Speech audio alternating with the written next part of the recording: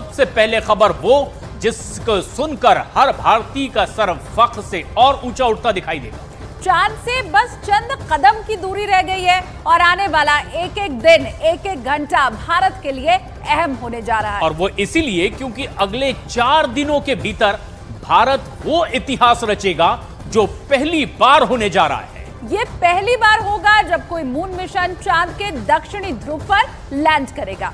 कैसे होगा ये मुमकिन, आपको हम अपनी इस खास रिपोर्ट में दिखाते हैं।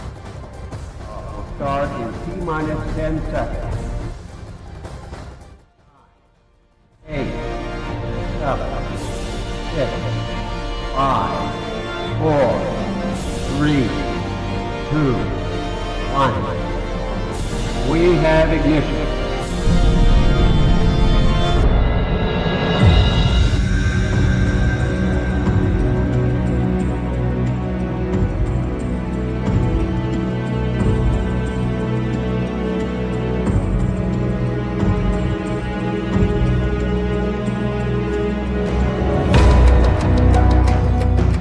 अद्भुत,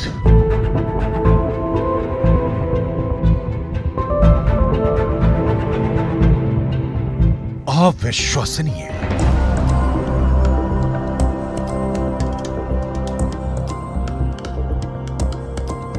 अकल्पनीय।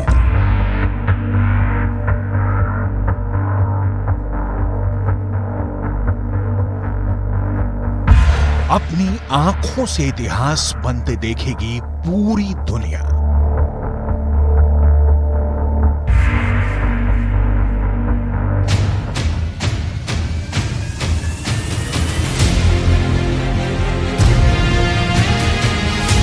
चांद के जिस हिस्से पर कोई नहीं पहुंच पाया, वहां अब भारत पहुंचेगा।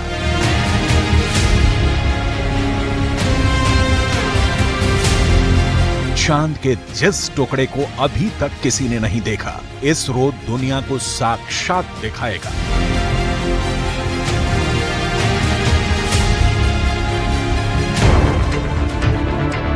यह मुमकिन होगा चंद्रयान 3 के चांद के दक्षिणी ध्रुव पर सॉफ्ट लैंडिंग से।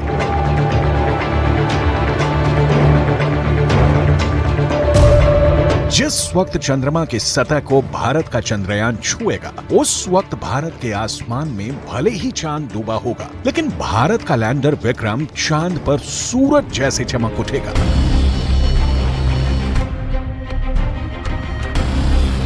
इसरो के मिशन कंट्रोल रूम में तालियों की गड़गड़ाहट के बीच चंद्रयान 3 का लैंडर विक्रम चांद के दक्षिणी ध्रुव पर उतरेगा।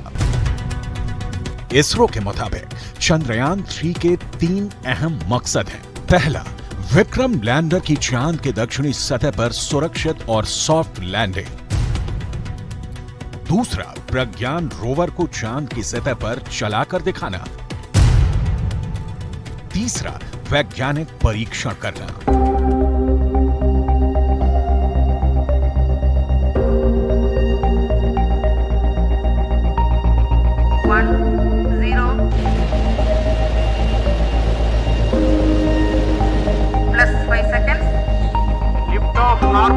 Here we have a majestic liftoff of LVM-3M4 rocket carrying India's prestigious Chandrayaan 3 spacecraft.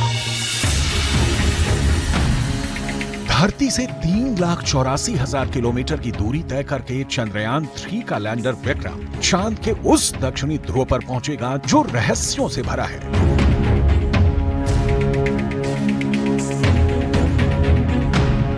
दुनिया अब तक चांद के दक्षिणी ध्रुव से अनजान है।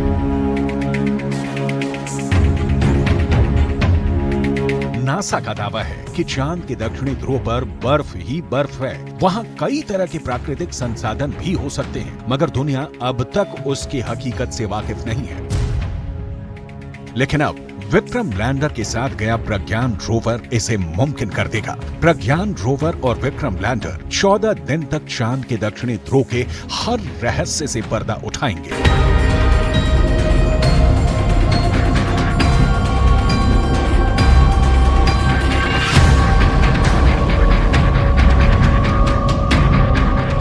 अमेरिका के अंतरिक्ष एजेंसी नासा का मानना है कि चांद के दक्षिणी ध्रुव का बड़ा हिस्सा ऐसा है जहां सूरज की किरणें नहीं पड़ती। चांद के इस हिस्से में बड़े बड़े क्रेटर हैं, जिन्हें आम बोलचाल की भाषा में गड्ढा कहा जाता है। ज्यादातर गड्ढे ऐसे हैं जहां अरबों साल से अंधेरा है। नासा के मुताबिक गुप्त अंधेरे के बीच यहां बर्फ का जमाव हो सकता है। अंदाजा ये भी है कि चांद के दक्षिणी ध्रुव पर अरबों सालों से पानी बर्फ के रूप में जमा हो सकता है, जिसके अध्ययन से सौर मंडल से जुड़े और भी कई रहस्य खुल सकते हैं।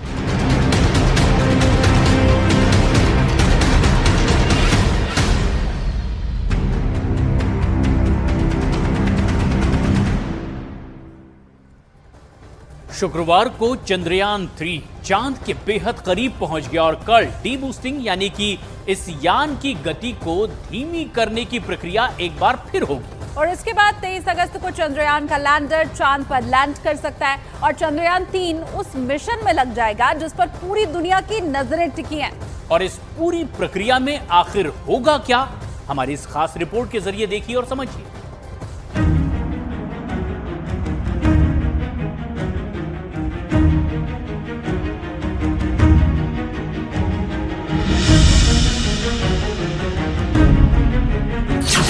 चांद के बेहद करीब पहुंचा चंद्रयान 3।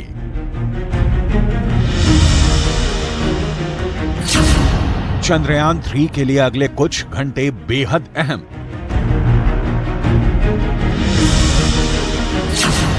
बस कुछ घंटों में भारत रचेगा इतिहास।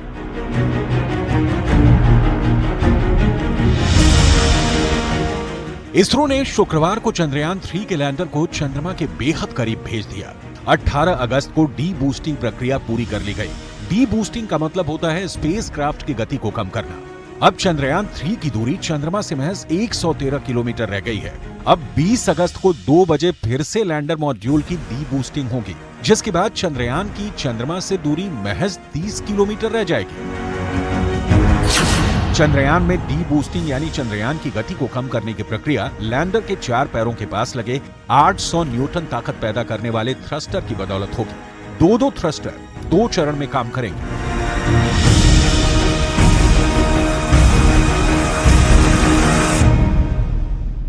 इसके बाद विक्रम लैंडर की चंद्रमा से न्यूनतम दूरी 30 किलोमीटर और अधिकतम दूरी 100 किलोमीटर रह जाएगी और धीरे धीरे ये दूरी कम होगी। 23 अगस्त को 5:47 पर सबसे कम दूरी में विक्रम लैंडर सॉफ्ट लैंडिंग की कोशिश करेगा। चंद्रमा से 30 किलोमीटर की दूरी रहने पर चंद्रयान 3 की लैंडिंग की प्रक्रिया शुरू होगी। लैंडिंग के दौरान लैंडर की रफ्तार 1680 मीटर प्रति सेकंड से 2 मीटर प्रति सेकंड पर लानी है। अभी अगर उसकी अनुमानित करें तो लगभग 10 किलोमीटर पर सेकंड की रफ्तार से है, जिसको सॉफ्ट लैंडिंग के दौरान रिड्यूस करके 1.68 किलोमीटर प्रति सेकंड की रफ्तार से कम कर दिया जाएगा और तभी एक सॉफ्ट लैंडिंग हो पाएगी।